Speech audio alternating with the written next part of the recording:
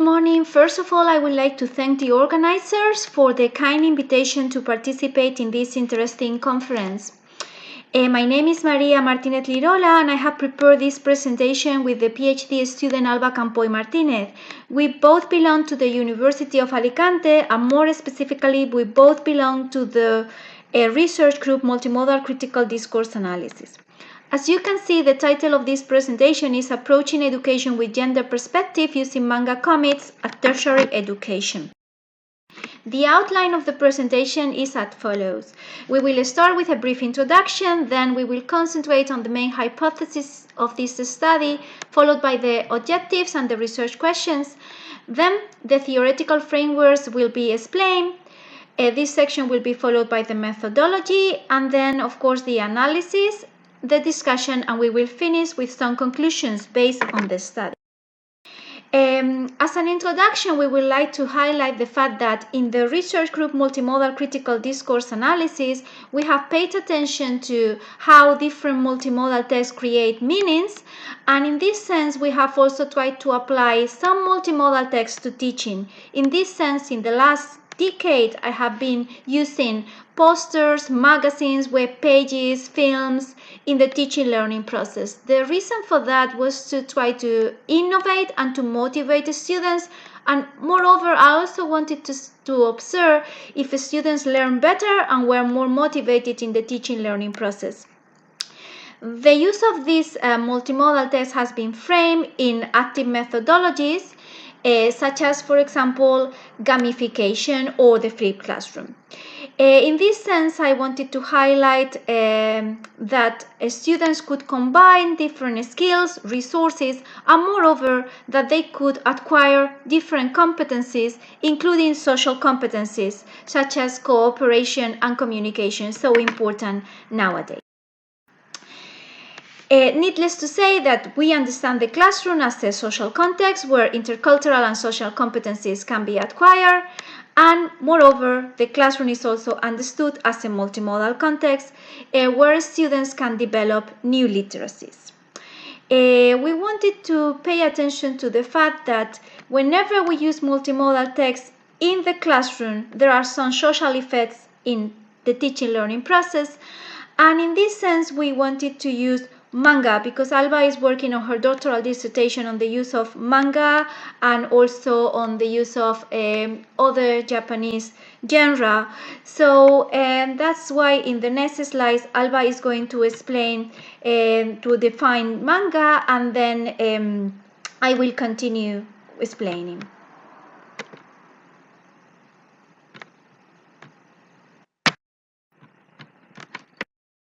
So, as Maria said in the previous slide, I will continue now with the definition of manga.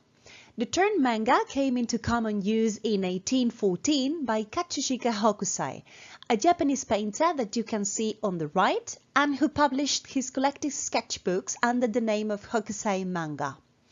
According to McCarthy, the first part of this word, which is man, is usually translated as whimsical or unrestrained. So on the whole, the word manga means irresponsible pictures. And even though at first it was used to refer to a set of drawings of a didactic nature, nowadays it's just referred to as comics.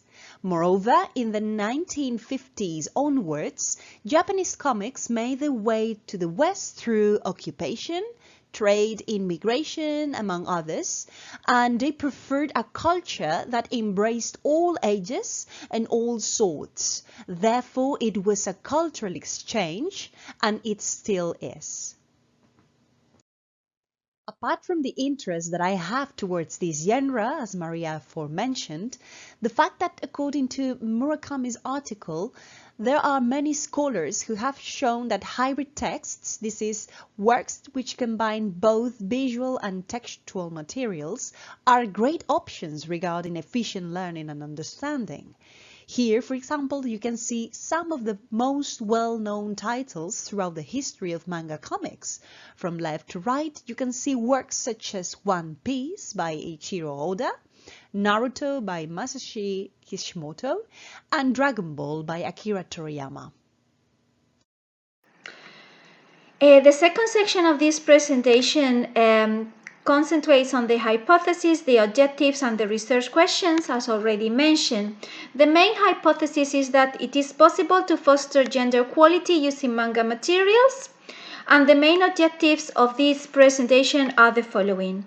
The first one is to teach English grammatical contents using mangas that introduce gender issues at tertiary education, and the second one is to teach students how to read manga comics using visual grammar at the same time that the genre-based perspective is incorporated in the teaching learning process. Considering the research questions, the main ones we have considered to prepare this presentation are the following. Are mangas appropriate multimodal text to teach grammatical contents? And does the use of the selected manga comics contribute to promote gender equality among students? We will refer to the selected manga comics in a few minutes in the presentation. Section 3 pays attention to the main theoretical frameworks. So the first one is visual grammar. As I have mentioned before, I have used different types of multimodal text. In the subject I will refer to in the methodology very briefly. I have used videos, including films, songs. I have used children picture books. I have used advertisements. And of course, this year I wanted to incorporate manga to observe to what extent students could acquire or revise some grammatical aspects, and they were motivated in the teaching learning process. And of course, taking into consideration that we need to prepare students to be global citizens, I also wanted to use education with gender perspective as a theoretical. Considering the first one, visual grammar, we have followed the proposal of Professors Kress and Van Leuven. They pay attention to three main aspects whenever we analyze the composition of multimodal text. The first one is information value, the elements that appear on the left, on the right as given and new information, the elements that appear at the top and at the bottom as ideal and real elements, and the elements that appear in the center and the margin as core or elements that are not so important for the meaning being expressed by the multimodal text. Also, in visual grammar, the authors pay attention to salience and to the hierarchy among the different elements to see what elements are foregrounded, are backgrounded, and what kind of information is expressed with them. And finally, the authors also pay attention to framing whenever we analyze the composition of multimodal text. Frames are used to connect elements, to see what elements appear in the same space, or to show elements that appear disconnected and what effects this has in the meaning being expressed. The second theoretical framework I have already referred to is education with gender perspective. We wanted to highlight that in the teaching learning process, students paid attention to the fact that it was important that there were equal opportunities to both sexes in access to education. That is very important to highlight that women and girls need to be empowered, because this is not the case in many places in the world. It was also important to refer to inclusive curricula and to refer to the achievements of women. And of course, it's very, very important, and in this sense, manga are very useful to refer to the deconstruction of gender stereotypes, to different forms of oppression and discrimination associated with women. In this sense, education with gender perspective also contributes to overcome gender inequalities observed in educational institutions and to students' awareness of, on the one hand, the inequality in the distribution of power, and on the other hand, of examples of symbolic violence, so very often neglected and not paid enough attention in our society. As regards the methodology of this study, we have prepared different subsections. The first one concentrates on the context and the participants. The context where this study took place is in a subject called English Grammar as a second and as a foreign language. It's a 6-credit subject and is taught in the master's degrees in Spanish and English as a second and foreign language. The subject is taught in the first semester, and this academic year there were 14 students registered, 11 women and 3 men, all of them with degrees in English studies, translation, education, and so on and so forth. The main instruments used in this research are the following. We use my own notes as the teacher, but we also prepare a rubric, and the rubric was completed by me while students were doing the practice that is going to be explained by Alba in a few minutes. And also, while students were participating in the teaching learning process, I prepare 10 question questionnaire where we will find 4 dichotomous questions, 3 short answer questions, 1 multiple choice question, and 2 questions in which a Likert scale is used. And that's the Likert scale we have referred to. Paying attention to the procedure, first Alba and I compile different multimodal texts, picture books, mangas, magazines, and so on and so forth. The rubric was prepared paying attention to different aspects observed in the teaching learning process, as will be shown later. And of course, as part of the procedure, I explained the principles of the composition of multimodal text following the model proposed by Professor Crescent van Leuven, as I already mentioned.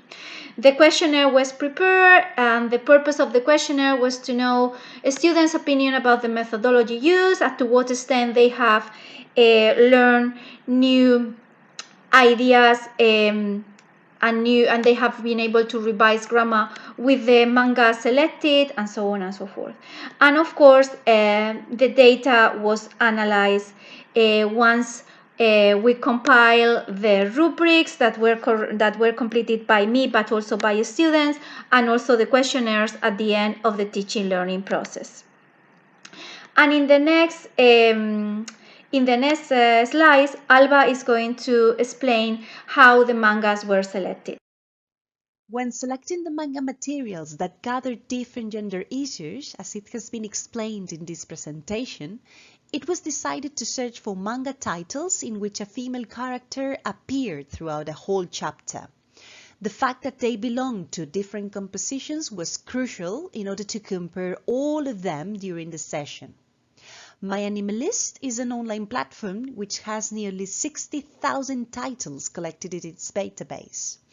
All these comics were filtered according to the 47 different themes in which they are distributed, and taking into account the gender component, there were some themes more welcomed than others, such as adult cast, historical, mecha or robot manga, military, mythology, among others. Once the set themes were selected, we had a look at the first 20 manga entries that appeared throughout the platform, all of them ordered according to the maximum score they had. Then we proceeded to choose one title from each theme, being this title familiar to our knowledge so that the session could be well driven. After this, 2 titles were obtained, consisting of multimodal materials with which students could work with different female characters.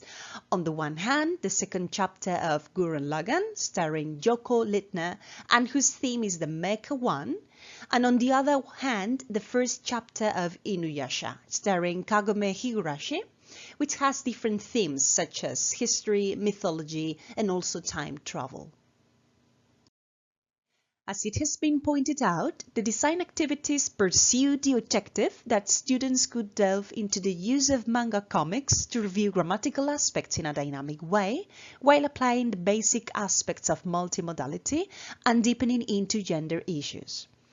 Consequently, students were given an outline with the most important information to which they had to pay attention in their analysis.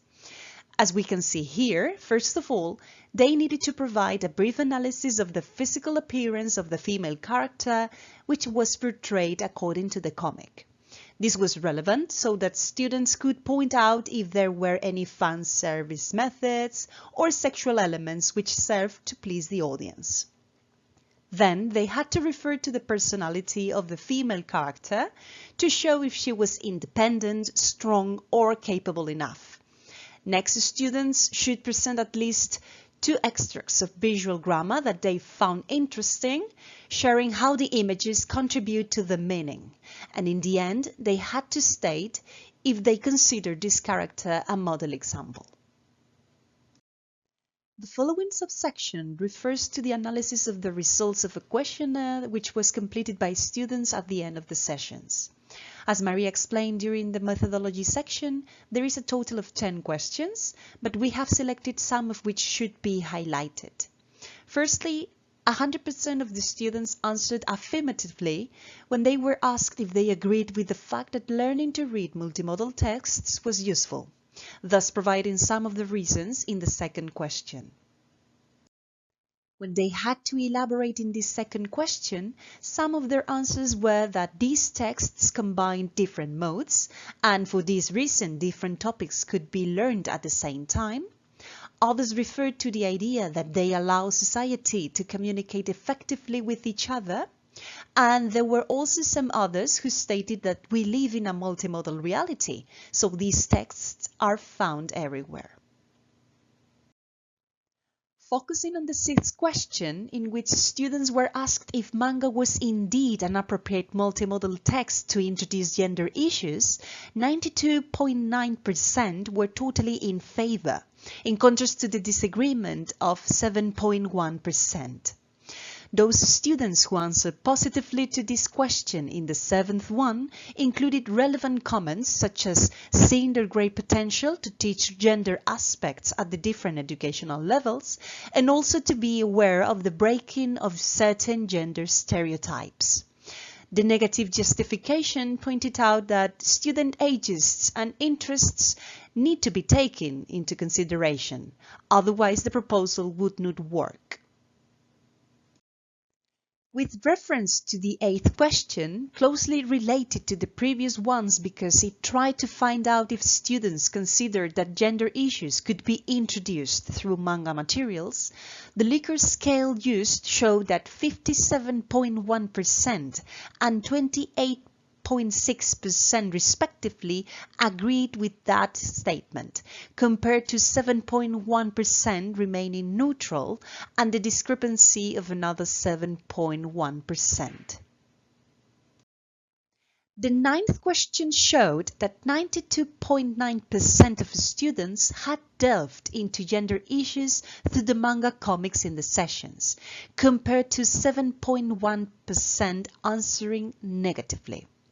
The main reasons for this good reception in the 10th question were that studying and analyzing those multimodal texts had helped them become more aware of gender equality and thus sharing their different points of view, apart from helping them broaden their visions and encountering myriad gender issues.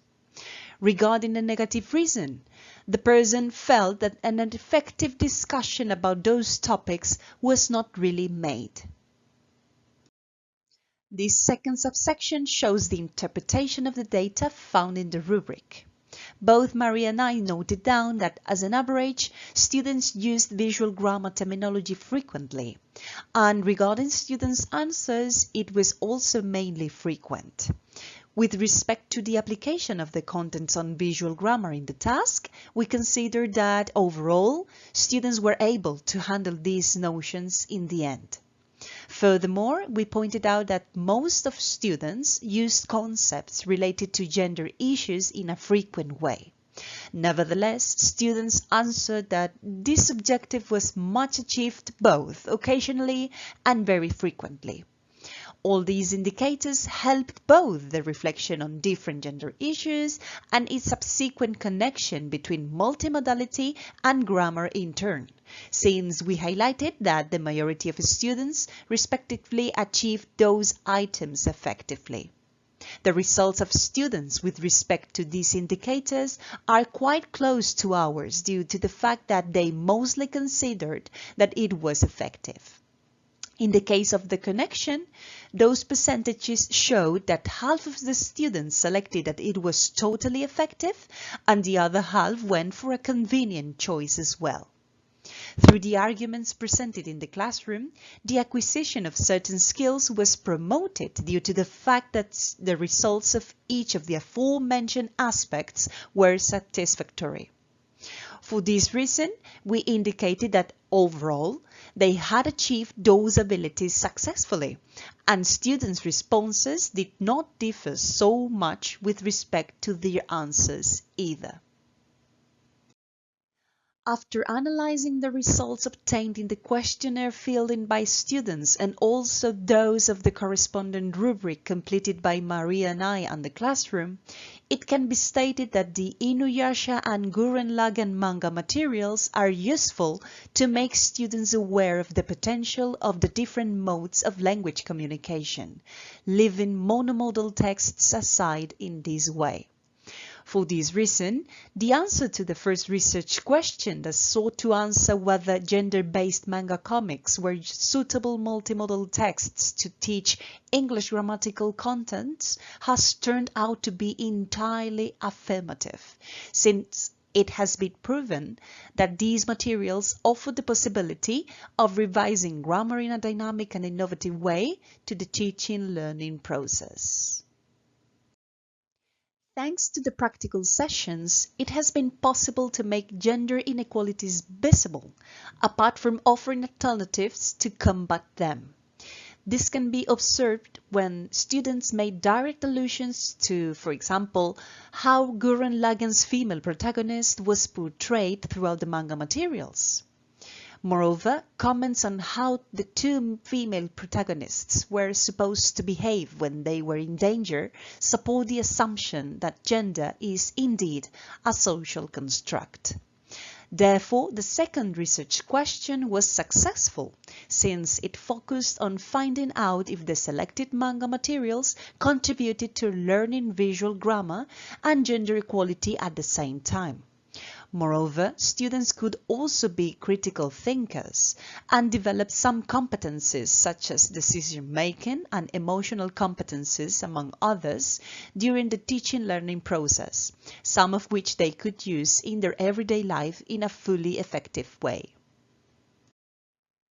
For this reason, and as it has been mentioned throughout this presentation, the manga selected offered the combination of intercultural aspects, global issues such as gender equality, for example, and a social competence-based teaching proposal, in which students have learned how to respect diversity in the language classroom, also to understand other cultural realities, moreover, how to overcome ethnocentric models, and be aware of the importance of gender equality. Apart from the previous achievements, students have also broadened their knowledge about other cultures. They have also developed critical thinking. Language is joined to culture and context this way, and it has been proven and stated. And last but not least, they have also learned some social competences. Apart from this, we must take into consideration that students should contrast their global reality with others. This way, they will become global citizens. And if they put into consideration different global issues such as race, gender, and human rights, just to name a few, they will successfully become this global citizenship. And the main conclusions of this study are the following. We understand the classroom as a multimodal environment. We consider that multimodal teaching is very important because it contributes to motivate students to learn better in the teaching learning process, to introduce global issues such as gender in the classroom, to help students to be more critical, and many other reasons. Moreover, multimodal texts facilitate the learning process and contribute to the development of multiliteracies because the students learn the main principles of visual grammar and they are able to decode meanings and to observe how the written text and the visual contribute to the creation of meaning, in what way the same meaning is expressed or in what way one of the modes is predominant, and so on and so forth. The activities designed paid attention to the fact that social content was included so that the students could deepen on social issues such as gender in this case. And in this sense, we wanted to make students aware of the fact that what they learned in the classroom was connected with real life, with the demands of society, with the challenges that society has, and in this case, gender equality is without any doubt one of them. In our opinion, one of the most significant conclusions of this didactic proposal is that the use of mangas on social content contributes to raise awareness of global topics such as gender. We consider that the students become more critical and committed citizens when they are able to work in the classroom with texts such as the one selected and presented in this presentation, and in this sense, a global awareness is developed. And also, in our conclusions, we would like to highlight that manga comics are educational tools with great advantages both in the study of the English language and in terms of gender equality. We consider that manga can contribute to developing different types of competencies. For example, global competence, students are aware of global issues such as gender. Intercultural competence, the fact that mangas are associated with Japanese culture also helps them to develop this culture. Digital competence, due to the fact that these texts are multimodal. And of course, social competencies such as cooperation, communication, leadership, the fact that the students had to work in pairs during the practice and sometimes in groups during the whole teaching learning process contributes to the development of this very important social competence. We would like to thank you for your attention, and if you have any questions or comments, we will be very happy to answer them. So thanks for listening, and thank you very much for the kind invitation.